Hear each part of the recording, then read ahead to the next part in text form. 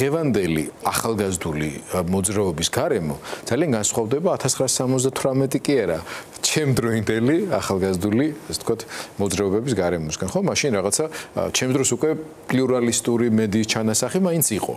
ჯერ გაზეთები იყო, მე პირველად უკვე იბერვიზია შეიქმნა, სადაც მეც ვიყავი წარმოდგენილი, ასე ვთქვათ, და პირველი ალტერნატიული ტელევიზია გაჩნდა, მაგრამ გაჩნდა და იყო. მაგრამ ახლა ვართ სიტუაციაში, როდესაც ახალგაზრდები ეს თაობა უკვე მაინცსა და მაინც ტელევიზორის თაობა აღარ არის.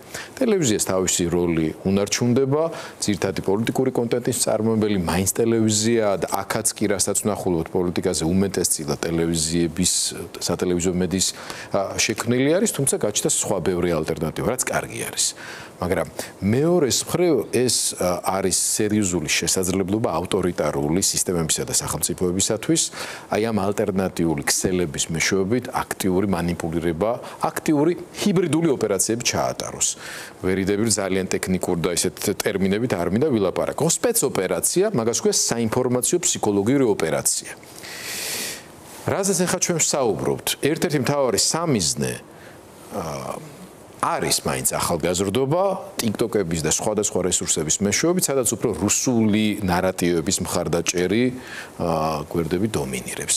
აი, თქვენს როლს ახალგაზრდების, ვიცი რომ ვადოს ამაზე ნაფიქრიც აქვს და მე შემოგვეშველება, მაგრამ რა განსხვავებული მეთოდები შეიძლება შემოიტანოს აი ამ ახალგაზრდულმა გაერთიანებებმა ავტორიტარიზმთან დაპირისპირებაში? ძალიან საინტერესო რაღაც ახსენეთ ახლა, რომ თქვენი თაობა აღარ არის ტელევიზიების თაობაო და სასაცილო არის ის, რომ როდესაც ვუსმენდი ადამიანებს, ლექტორებს უმეტესწილად, რომლებიც გვიყვებოდნენ 14 აპრილს მომხდარზე, ესეთ რაღაც გვითხრეს, რომ მაშინ გაზეთ კომუნისტში დაიბეჭდა ეს 75 მუხლის შესახებ ინფორმაცია, როგორი იქნებოდა, როგორ შეიცვლებოდა, მაგრამ თუ არ ვცდები 24 მარტს უკვე გამოქვეყნდა, მაგრამ არ გაგვიგია ეგრევე, იმიტომ რომ გაზეთებს არ გითხულობდით. და ეგ არის ძალიან საინტერესო, მაშინაც იყო რაღაც, რაც შემდეგ მოძველდა და ახლა არის ზუსტად იგივენაირად ჩვენთვის ეს ტელევიზია გახდა გაზეთი, შეიძლება ითქვას. ჩვენი თაობა ამ წლების განმავლობაში იზრდებოდა, სიმართლე რომ ვთქვათ, ქართული ოცნების გვერდით და ისინი ჩვენთვის იყვნენ ჩვეულებრივი მონიტა, შეიძლება ითქვას, ეგზემპლუმი იმის, თუ რა არ უნდა გამოვსულიყავით არასდროს და რა არ უნდა გამხდარიყავით არასდროს. ამ პროპაგანდაზე რაზეც ვსაუბრობთ, ისინი, რისთვის ამ წლების განმავლობაში ცდილობდნენ, რომ აღეზარდათ ისეთი საზოგადოება, რომელიც მათ ვერ შეეწინააღმდეგებოდა, არ ექნებოდა ან შესაბამისი ცოდნა, ან უნარი, ან უბრალოდ სურვილი, რომ შეეწინააღმდეგებოდ, რაც ფაქტი არის, რომ არ გამოუვიდეთ. ახლა რაც ხდება, წარსულის შეცვლას გულისხმობ უშუალოდ არის ეგეც ძალიან დიდი პროპაგანდისტული რაღაც დაპირისპირება, რომ ადამიანს გაუქროს საკუთარი იდენტობაზე, რასაც ვსაუბრობდით, ქართველს გაუქროს ქართული იდენტობა. აი, რასაც უპირისპირდებოდნენ ზუსტად ბრეჟნევის პოლიტიკისას, რომ ერთიანი საბჭოთა იდენტობა კი არ არსებობს, არსებობს ქართული იდენტობა. არის სწორედ ახლა ბრძოლა ამისთვის. თქვენ ბრეჟნევის შესახებას გაგიგიათ. საინტერესო. ბრეჟნევია ჩემი ბავშვობა.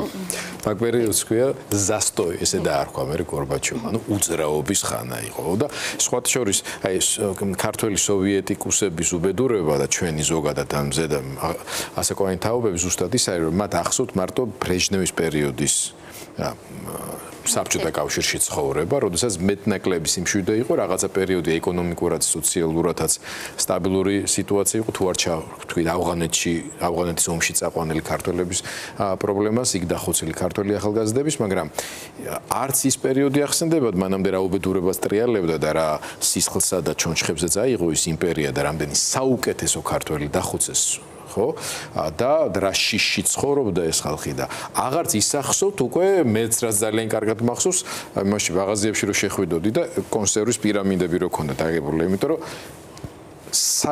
უბრალო საკვებს ვერ იშოვიდი აი პოტასებს რასაც ვეძახით ხო მაგალითად სპორტული ფეხაცმელი და ასე ახლა რო ასარჩევად აგაქვთ საქმე ასე კი არა რომ ამ ფირმის და თავარი იყო რომ მიგეგნოს სადმე დახსქვევით გადადებული ზედმეტფაში გეყიდა ფეხსაცმელი ჩაგეწვა უბრალოდ ეს პერიოდი გამოვლილები არიან რაც ახლა რუსეთის უმეტესობას ჭირს მოსკოვი და სანქტ-პეტერბურგი არ არის ხალხო თქვენც მინდა იცოდეთ რუსეთი ეს არის სოფლიო დედამიწის ზურგზე ყველაზე მდიდარი რესურსების ყველაზე ჩამორჩენილი ქვეყანა თავის ხალხის მდგომარეობითაც მინდოდა რომ რადგან ახალგაზრდები გიყურებენ, იმათ მოისმინათ. ეხლა ეს ნაწილი ბოდიში რო გაგაწყვეტენ. არა, ის ბოდიში.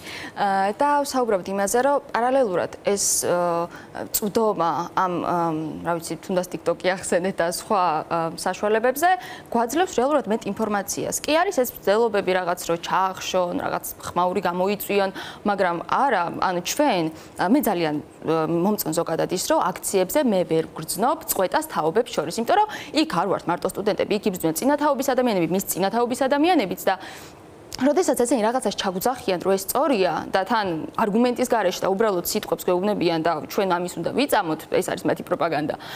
ჩვენ ყავს ადამიანები გვერდზე, რომლებიც გვაწვდიან მასალას, წიგნებს და გვეუბნებიან, რომ ბავშვებო, შეგიძლიათ ეს წაიკითხოთ და აქედან თქვენით გამოიტანოთ დასკვნები. ისინი არიან არგუმენტირებულები და ანუ ეს არგუმენტაცია უპირისპირდება პროპაგანდას. კი ძალიან რთული არის აბსურდს აყვე და ლოგიკით დაუპირისპირდე, მაგრამ მგონია, რომ პროპაგანდას ასევე ძალიან არღვევს ჩვენი ახალგაზრდობა. ის ფაქტი, რომ ჩვენ ვართ სუფთები, ვართ გულწრფელები, რა ვიცი, გვიყვარს სამშობლო და გვინდა უკეთესი მომავალი. და როდესაც ადამიანს ესაუბრები, რომელსაც გონია რომ უნდა იყოს უზრდელი, უცოდინარი, ცუდი და ამ ლაპარაკში, როდესაც ანუ ამ პროპაგანდის დაზეპირებული ტექსტების შიგნით ამ ადამიანში უკვე მის იდენტობას ამოიცნობ, ეს ირღვევა, იშლება და აი მე მქონია შემთხვევა მაგალითად განსაკუთრებით ფლაიერების დარიგებისას ხშირად რომ ადამიანები მოდიან, შეიძლება რაღაც ცუდი რეპლიკა გითხრან, რაღაც თვით გელაპარაკონ, მაგრამ მე მიყვარს მათთან საუბარი. ვსაუბრობთ და ვიაზრებთ რეალურად, რომ ერთი და იგივე რაღაც გვინდა. მე ცუდი ადამიანი არ ვარ. მე ვიბრძვი, თქვენთვისაც ვიბრძვი, თქვენი შვილისთვისაც ვიბრძვი, თქვენი შვილიშვილისაც შეიძლება ვიბრძოდე და ერთი ქალი მახსენდება განსაკუთრებით, აი მაგ მომენტმა დამარწმუნა ძალიან ბევრ ამაში, რომ თავიდან ცოტა აგრესიული საუბარი დაიწყო, ელოდა სავარაუდოდ რომ ეს აგრესიულად უპასუხებდი, მაგრამ ლაპარაკში რო შევყავით, რაღაც ძალიან საინტერესო თემებზე ვილაპარაკეთ, ფილოლოგი იყო ქალბატონი, მეც ლიტერატურა მცოდნეობა სწავლობ, ძალიან ბევრ რაღაც განვიხილეთ და საბოლოო ჯამში მადლობა გადამიხადა. წარმატება მისურვა, ჩამიხუტა და პირჯვარიც გადამწერა.